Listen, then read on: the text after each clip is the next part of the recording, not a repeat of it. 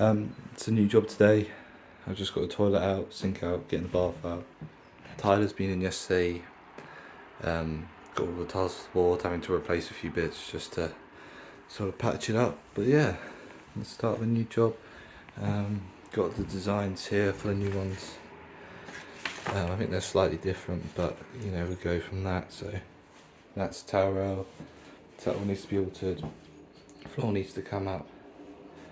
New bath, waste in the middle this time, so waste's got to run across there. Then we've got to run up to a mixer bar here and then shower over the top.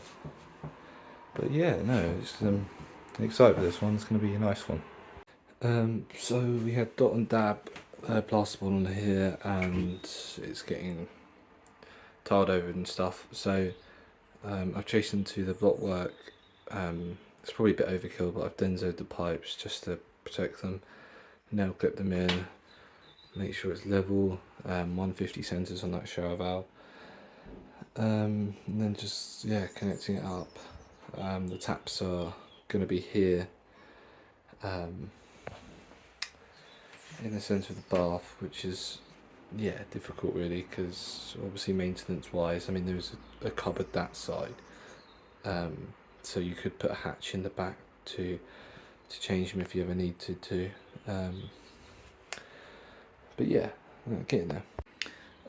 So just getting the bath ready. So what I always do is batten around, and then it sits on it, and it's not gonna ever fall, because you know baths can have those clips there and wherever, and they're just a bastard to put in and then take out, and then they don't really work. So that's what I do, batten around the edge, bath sits on that, won't fall anymore, and yeah, then you know it's in properly. So yeah, this is the progress on this job. So those mixer bar 150 part, just getting some tile prep in, the tile and stuff. Bath is all in, waste and overflow in. The taps has to be pre-fit because of obviously where they are. They're around the back. Like I said, there is a couple behind there for maintenance if you could get to them, but I believe they might be ones you can change from the top, which is good. And then plaster is coming in just to do the ceiling.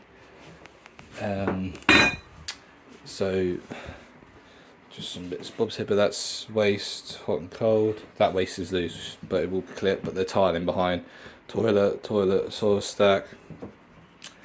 And then I had to get this floor up, which was a nightmare because it's all chipboard, and literally every pipe for the house runs under here because the airing cupboard's there.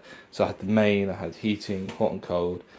So because I was working on the heating pipes anyway, I thought, well, I'll drain the heating down, and then I turned off the hot and cold, so that the only thing there was the the mains.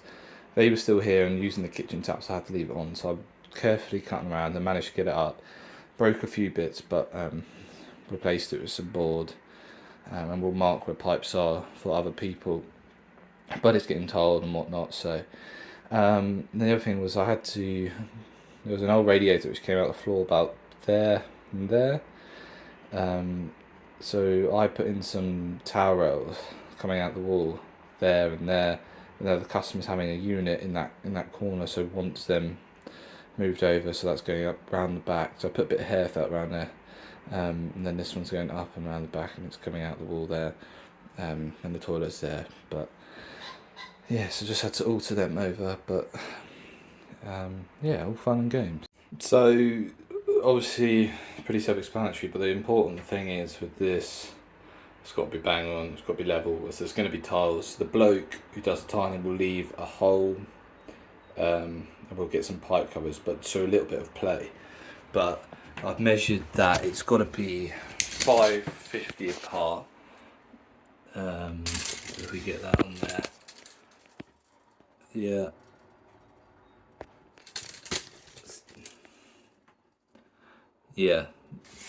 So it's roughly that. Obviously, I have to double check that about the phone, but I'm pretty sure that's. And then the other thing is obviously level. It's got to be bang on. But before, obviously, I leave, and especially before I fill up, I will just double check the radiator downstairs, I think it's 600 wide and 550 between the centres of where the valves screw in, which obviously would be the pipe centres, and there'll be those angled valves that go up and into the wall. There's no electrical element, anything like that, so they are going to be bang on level. And then there's that unit going up there and a toilet there, and a mirror unit up there.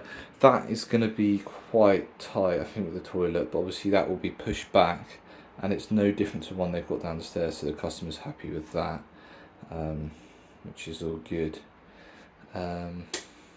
So yeah, solder that up and fill up, and hopefully it's all alright. Back at this one, so it's all tiled up, looks really good. That's all in, just doing the bath panel. It's one of these two-piece ones. So I'll put a button there and I'll screw to that with some white clips. Have another button there and then one behind that to hold it.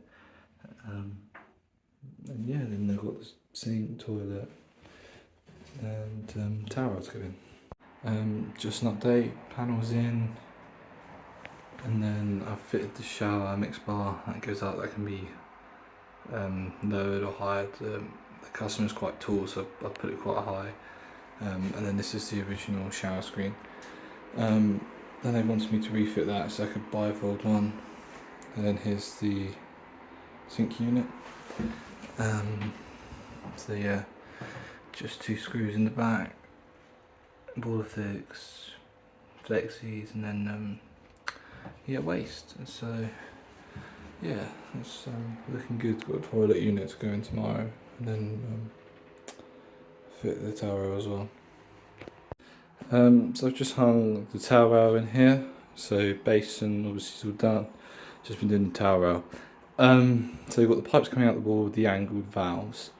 So the thing I do is I put the valves on the bottom. Well, actually, what I do is I measure the distance off the wall, which these brackets are.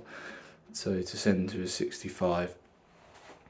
And then I do the same with the pipes. I work out centre and then the distance that it goes into the valve and cut the pipes down. So then when I've got all that, I put the valves on, push it onto the wall with the valves, and then with these on, level it up so I know it fits on the pipes, then I know it's level, and then I just draw around each circle, and then I drill my holes, and then yeah, and then I just push it on, do the valves up.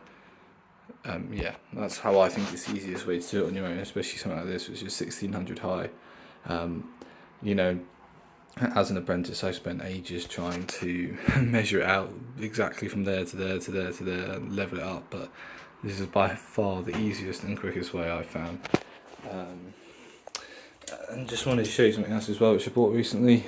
These Nipex twin grips. They're really handy for just pulling stuff out. I think the number one thing I've used them for so far is changing system bolts. When they're all rusted, you can grab them and pull them out. But just anything like raw plugs, they're stuck, it's just handy to have in the bag, really. So I'm doing the classic, pushing this back and cutting the flush pipe the right size. So what I do is I leave it full length. Well, I get the height right. So I measure it up 350, I think this one was, and then measure, I think that was 150 initially. So then I took 200 off, which brought me to the right height for this, and then put the flush cone on, push it in, and then I measure from the back of the pan to obviously where the thing is.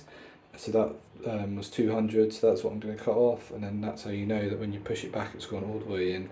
And yeah, and then hopefully that's that. Yeah, cool. Yeah, so this one nearly finished now. That's all in. Like I said, that's an old screen they had and they wanted to reuse. It's in relatively good nick, but you know, it's one of those, you've got to do what they want.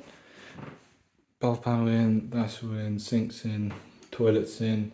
I didn't film much with this, but basically with this it comes, and you can take the one with the button off out, you can take the top off, and then there's another one which goes behind the loo. So what obviously you have to do is you have to measure up like earlier with the flush cone, and you have to cut out a bit within the panel so you can get your you know, your soil waste pipe pan connector in, and then the flush. But obviously you got to not cut and not, you know, common sense. You got to make sure you measure it so that obviously everything's still hidden. And then the button is just one of those push with the two flexies, and then that waste is going to get boxed in and painted and corked up, and yeah, everything's going to be siliconed. I think it's going to be grey to match the tiles just along there, all down around the pan, around the top there, around the bath, up all the tile walls. We've got a mirror light unit thing going in there, and there's the tower, and then there's going to be another corner unit there, which I can show you next time I'm here, because we're doing the ensuite next. So yeah, a little bathroom. It's all squeezed in, but yeah, it looks good.